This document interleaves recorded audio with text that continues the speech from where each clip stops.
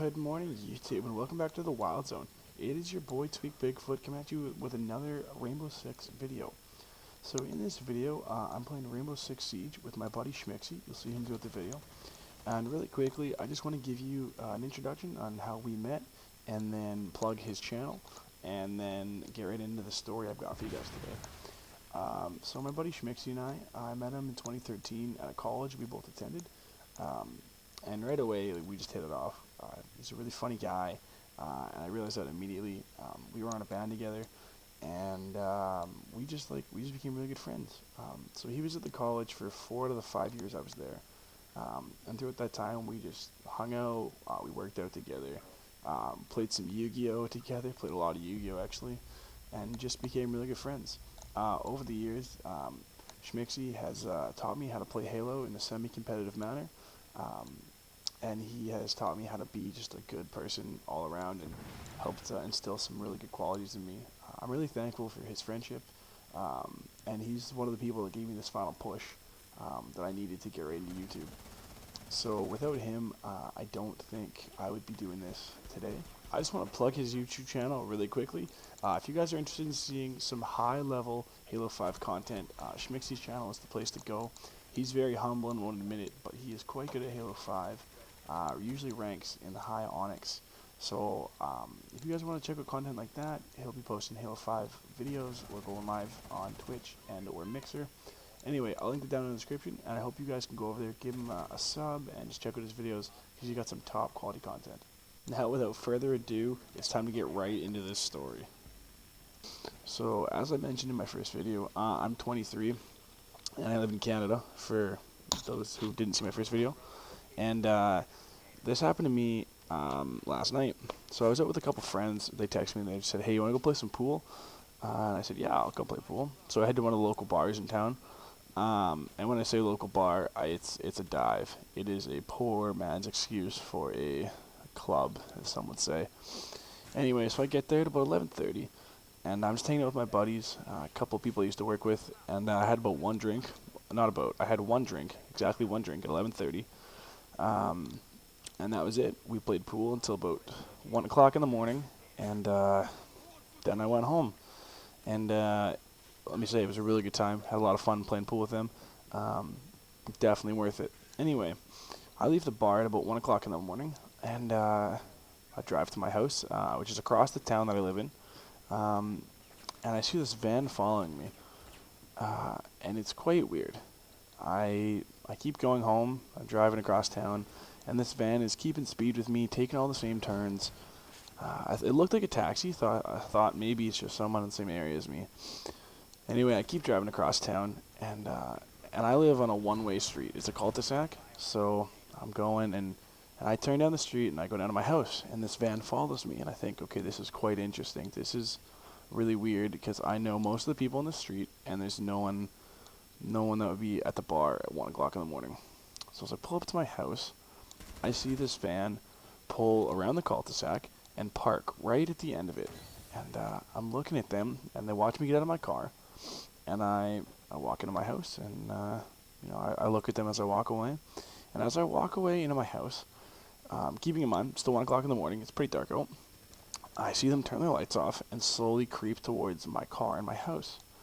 So at this point, I'm kind of nervous. I'm looking around. I'm thinking, what the heck? Why are there people creeping towards my house at 1 o'clock in the morning? There's a lot of things going through my mind at this point. I've had a car stolen, so I'm thinking, okay, this person's going to steal my car. Wouldn't be a surprise. Potentially do that. I'm thinking, okay, they're going to attack me. They're going to try and jump out as soon as I turn my back. Maybe they're going to break into my house and attack me and my lovely cat named Kevin. Or maybe they think I was checking their girl out at the bar or something, which I most definitely was not. So anyway, I watch this person creep up to my house as I walk into my backyard. Now I have a low fence backyard, a low chain link fence, so I kind of hide behind it as well as you can, and I watch these people roll up behind my car, take a picture of my car multiple times, and then take a picture of my house and write down my address. So at this point, I'm really freaked out. I'm thinking, okay, they're coming back to rob me. They're coming back to do something. And then they just rip down the street in their minivan. And I think, what the heck? So I go inside and I get my roommate. And I'm like, man, someone's creeping on our house. So as him and I go back out there just to make sure everything's okay, these people like rip down the street, just speed right down our street, do a really fast U-turn in the cul-de-sac, speed by our house, and slow down again. And as they slow down, they notice us and they put their foot on the gas and they get the heck out of there.